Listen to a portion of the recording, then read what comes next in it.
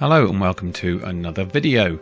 This time we look at the Helida or Helida UV2000. This radio has been out for about a year now, and it was just a radio I hadn't seen on AliExpress, so I picked one up and I thought I'd show it to you guys and see how it works. Inside the box you get the usual gubbins, the user's manual. This I haven't really read through this user's manual, but it's probably a radio where you do need to use the user's manual because it is different to the Baofungs. Now this amused me a fair bit. It's quite a small keypad. I've got quite big hands, and so that was my first slight concern. It does have a plethora of buttons on the side, which I'll talk about a little bit later on in the video.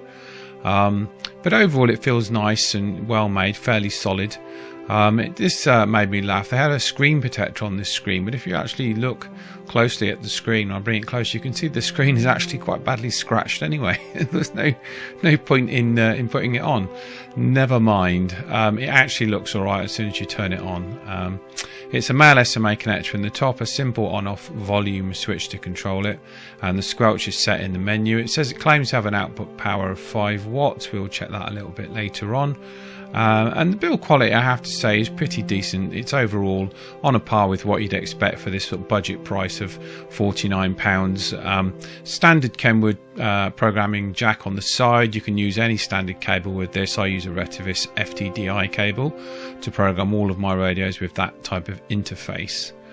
The battery, usual fare again, a 7.4 volt battery, 2.2 amp hours. Apparently, I haven't checked that, but it seems and looks fairly well constructed, and I've got no reason to believe it won't give you roughly that.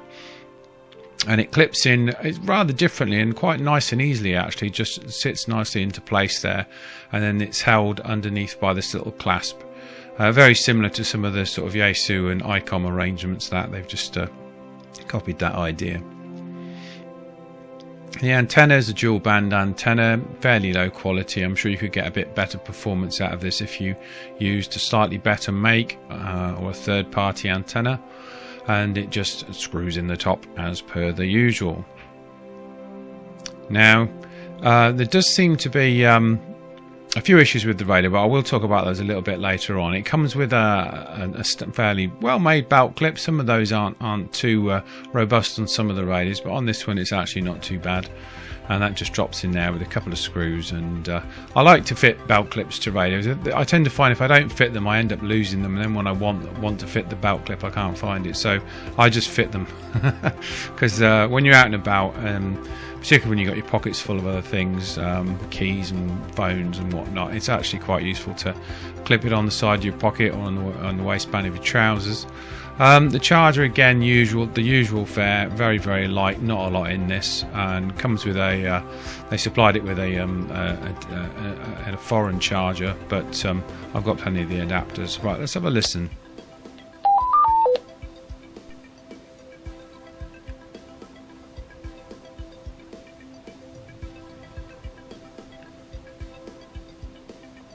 Function select.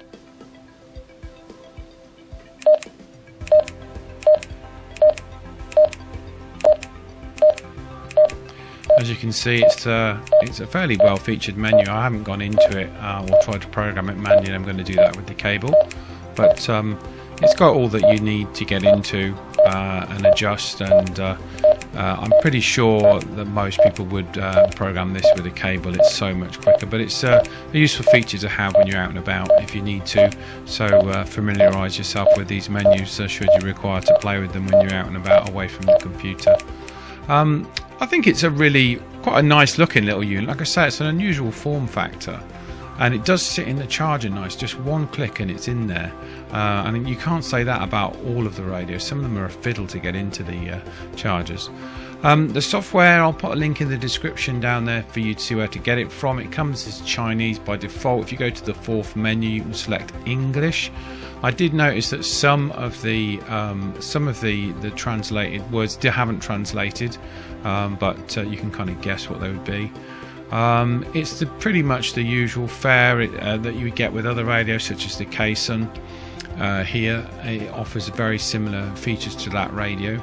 I wouldn't be surprised if it has a very similar chip and perhaps screen as well.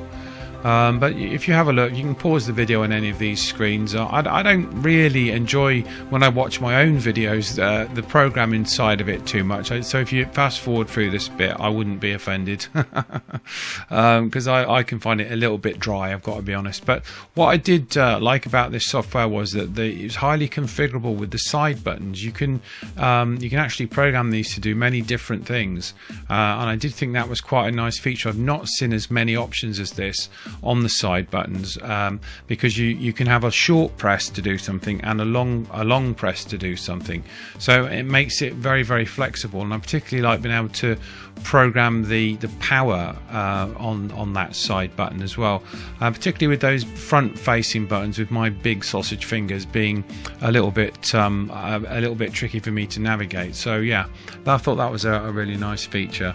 Not sure what this section means, I'd have to read up on that. But I had a little play. As you can see here, the default frequencies are not to be transmitted or used with it here in the UK, at least anyway. So this is what it comes set as default. But you must obviously clear these out and put in legal frequencies that you're allowed to use in the country of origin that the radio is in. Other than that, it's fairly basic software, and it does seem to work. I quickly I dropped in a few test frequencies into the radio and a PMR frequency, and I just wrote those to the radio. It writes and reads pretty quickly, a total of 128 slots. And there you go, you can see that in real time as we program the radio up there, because that does make a difference. I'm sure it might take a bit longer with more programmed channels, but let's get it onto the power meter and I'll hand myself back to me in the studio.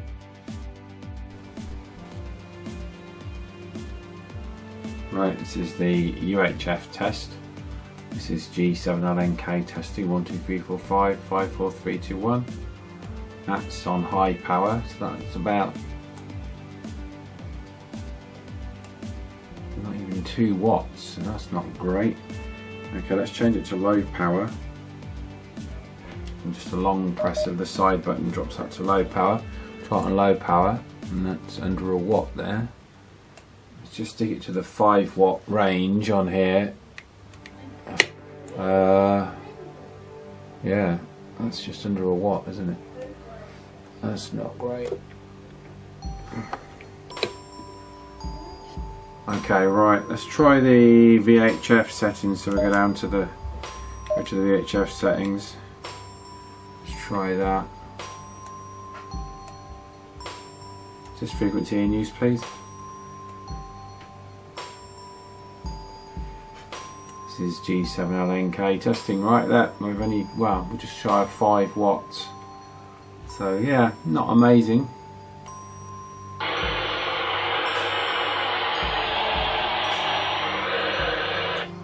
G7LNK testing. We'll try it on low power.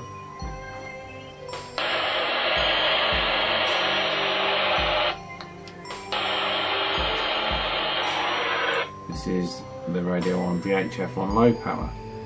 So it's just under a watt. Will be on 20 watt setting. So that's about a watt now.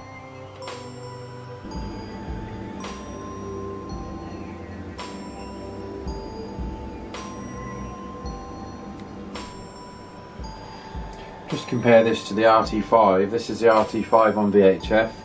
This is frequency in use, please. Testing. That's over 5 watts. A radio that costs half as much. Testing 1 2. Is this frequency in use, please? Right, this is on UHF. Testing 1 2 3 1 2 3. So that's 3 watts on UHF. That's way more, or a watt, 1 watt more. So yeah, not exactly impressive.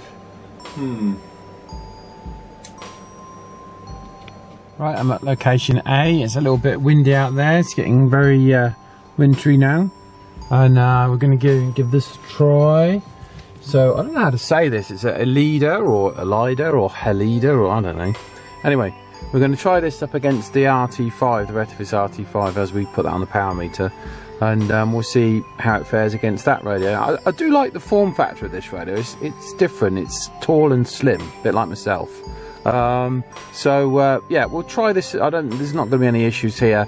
I think we're just going to do a UHF test here, because I'm sure VHF will be pretty much the same, and then we'll do a UHF and a VHF test at location B. So let's get out and try. It's going to be a bit windy out there, so I might have a little bit of microphone wind noise. Apologies on that one.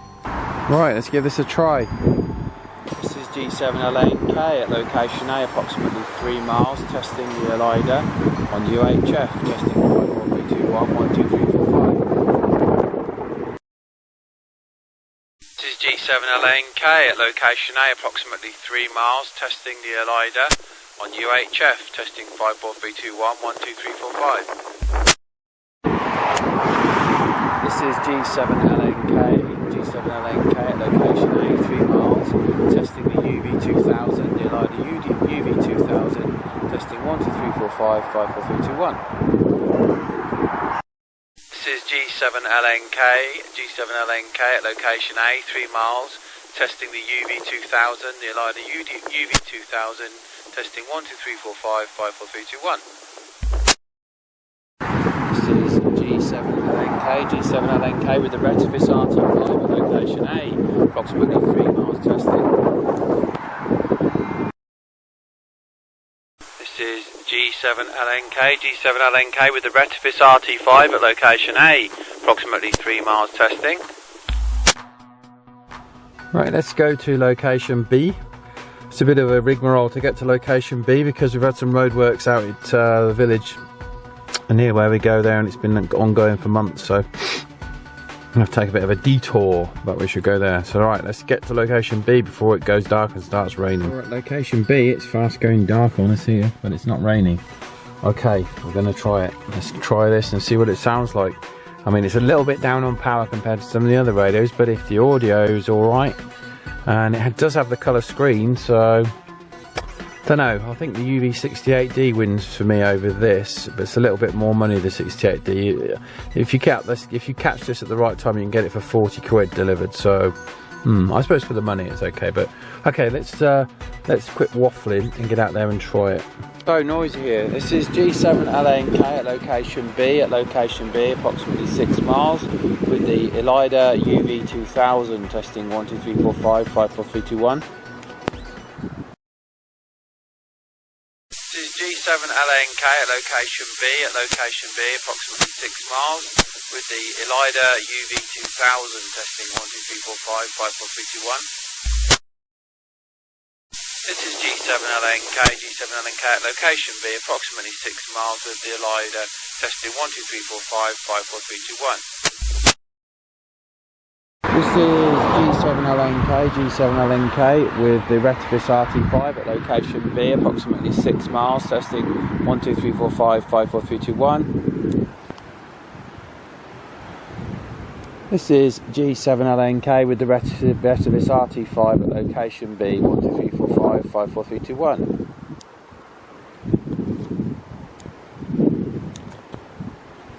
G7LNK with the Retevis RT5 at location B, 1, 2, 3, 4, 5, 5, 4, 3, 2, 1. I'm trying to get into my local repeater, but it's not opening the repeater. That might be because they're doing work on the repeater though, of course, so we'll just try one more time. This is G7LNK, checking access into GB3EH. No, nothing there. Squelch, the lower settings of the squelch are very sensitive on this, so that's something to note. I have to set it to level 5. Right, we can't get into GB3EH, but they are trying to make that a digital repeater, so I'm going to try and program the radio manually for a repeater in Ellesby, which is about 27 miles from here, so we shall try programming this up and give it a go. Right, I've got the Retevis on receive of the repeater because I haven't got time to work out how to manually put both of the split in here, so I've just got the transmit side sorted, so we'll try it anyway and see what happens. This is G7LNK checking access into GB3VA, and we've got the pips from the repeater there. We'll try it one more time. Maybe get out of the car this time. This is G7LNK portable checking access into GB3VA.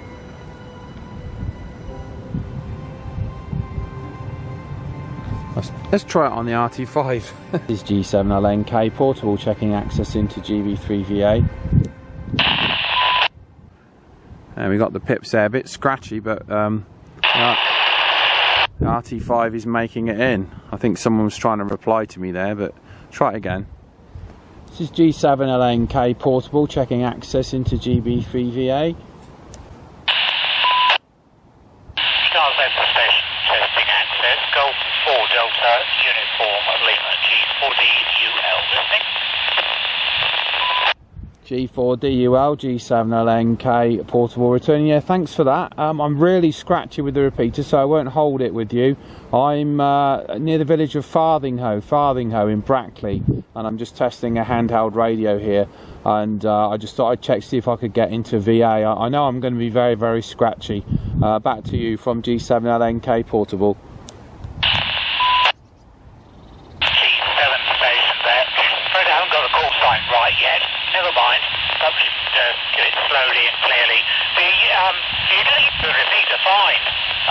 Little noisy, but not excessively noisy. But the audio is very low, and it's very difficult to actually copy what you're saying. So perhaps you just give your call sign a bit slower. Then started, and the location here is Toddington in South Bedfordshire, and understands your location Farthinghoe, I think you said it was. Anyway, very nice to hook up with you this afternoon. Back to you, and as I say, when we give the call sign just a little bit slower, not as bright and as young as they used to be, so can't pick these things up quite so quickly. So back it comes, G4D well.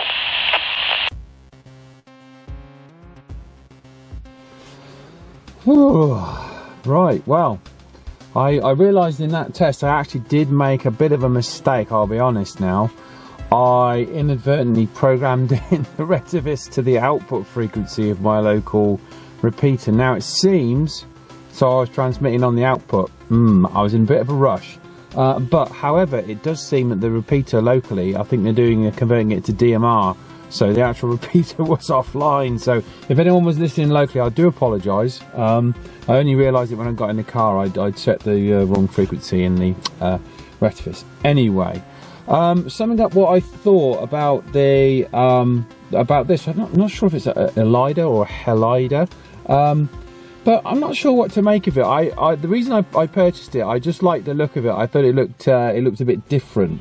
It looked like I said, tall and slim, much like myself, rather than the usual standard shape. And very often when I've noticed on the Chinese marketplace sites, when they're trying to push a radio, they will actually Photoshop it to make it look different, to make the body shape look different, and to make the paint look different, to make you buy it basically, but it's actually the same radio when you get it.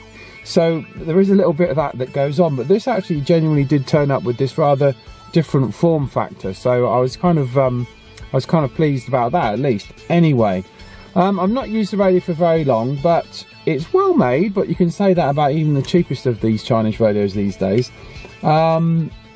It's well made. I'm not sure performance wise it's right up there with the best of them. I still think for the money, pay a bit more and get a K-Sun UV68D, a much nicer radio. These little navigation buttons here are quite hard for me with my big thumbs. These little arrows here, I find myself hitting the wrong arrow, the up and down buttons, so that's something to consider if you're thinking about getting one of these. The screen is quite nice on it. The speaker sounds a bit scratchy, if I'm honest. It doesn't sound too great. I don't know what the transmitted audio sounds like, but you'd have had a listen by now on the SDR anyway, on the video. The rest of it, I do like the configurable buttons on the side. It gives you lots of options on what you can do with the actual 3 of those buttons there. So that's quite a nice feature, and I certainly like being able to drop the power from low to high with the side button. So I do like that feature. As far as programming goes, the programming software is really nice. Like I say, it seems to be quite stable, and I didn't have any problems with reading or writing to the radio on Windows 10. A lot of people ask me what programming cable I always use. I use a good quality Retevis cable, which has got the FTDI chipset in it rather than the prolific chipset. And the advantage of that is that the driver doesn't get updated when you update Windows, so you don't have that problem of having to keep reinstalling the prolific driver. So look out for an FTDI chipset lead if you're having problems programming, a much better lead to use. Right, yeah, so summing up with this radio, should you buy it? I'm going to have to say probably no. I would steer clear of this actually, unless you really like the form factor. Yeah, it does have the colour screen, but that's about the only thing going for it in its favour really. It does feel nice to hold in the hand, but again, most of them do, don't they? So yeah, I think if you're in the market for an analog radio with a colour screen, definitely the case then is the radio to choose over this one. Right, I'm going to leave that for now. I've a couple of people have mentioned sitting through a few seconds of adverts to complain about that. Look, I've spent 200 quid on radios just for the next the three videos, and I'm not made of money. And the money I get from the channel doesn't come anywhere. It pays the petrol to get out here, that's about it. So, you know, any kind of support that you guys can give me, just literally by either clicking on a link or just watching a few seconds of an advert, will really help me carry on warning you about radios like this one. Right, I'm gonna shoot off now. If you have been, thanks ever so much for watching. I really mean that, every one of you that sits and watches through the videos. I love making them, but I can only do it with your support, so thanks ever so much. Listen, I said it on the last video, but if I don't have another video out before Christmas, have a good one. We'll catch you on the next one. Cheers. Now, I mean, alcohol is a drug. It's been grandfathered in. well, it's not just a drug. It's a drug that gets a bad rap. Because if you just have a little, it's great. Fine. Yeah, a little sip here and there, and your inhibitions are relaxed, and it shows your true self, and hopefully you're more joyous and friendly and happy and